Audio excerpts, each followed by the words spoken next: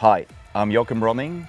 I'm the director of Tron, which I filmed for IMAX, and I'm here to break down the scene. Yeah, so this is Ares discovering that Athena is off the bike, so he needs to hurry up.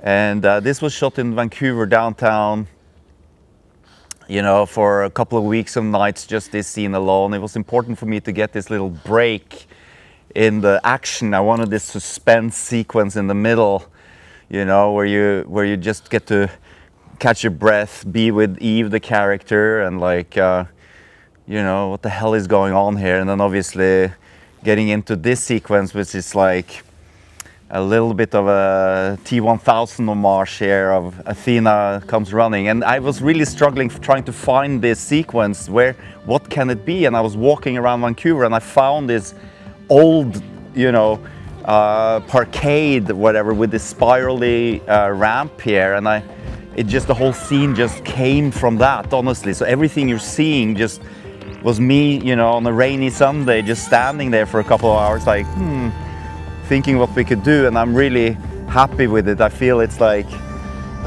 you know, it gave us the opportunity to keep this suspense for a long time. And obviously, this is the fan moment. I always wanted to ride the light cycle, so this I wanted to give, you know, Eve, the character, Greta Lee's character in the movie, this moment, and here the sound guys.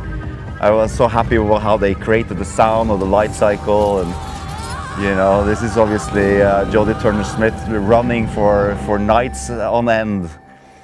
Evan Peters being, you know, stole his toy.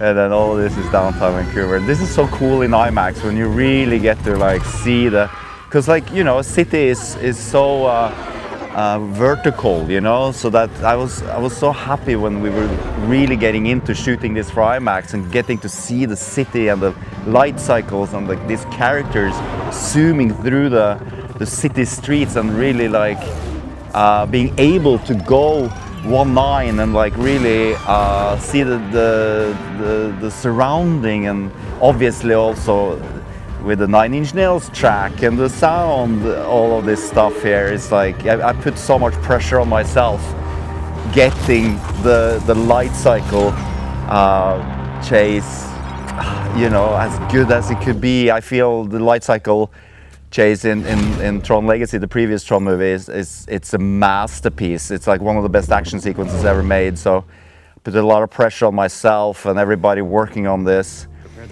We were able to, you know, we had some resources, so we were able to build real light cycles, you know, so I could put my cameras on them, and you know, you get the rain, the shake, you get the actors and the characters on the bikes themselves.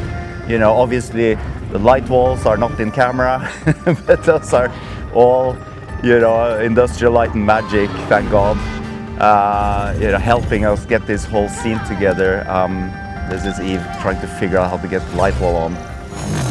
But I mean, a lot of this stuff is shot, you know,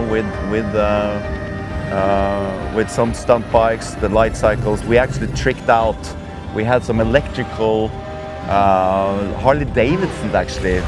We called our proxy bikes. We had like 4 or 5 of them where we could put lights. This is one of my favorite shots in the movie. At the end of the morning, it was the last shot of the day, and I sent up a drone because I wanted this reflection shot, and I think it looks so good in IMAX when you get to see the full city and the street as they go through here. Anyway, yeah, the electric Harley Davidsons, we put lots of lights on them so that we could, you know, do 100 miles an hour down the road, and they would give off the lights, you know, so ILM could then, for some of these high-speed chases, they could put the light cycles on top in post-production. And I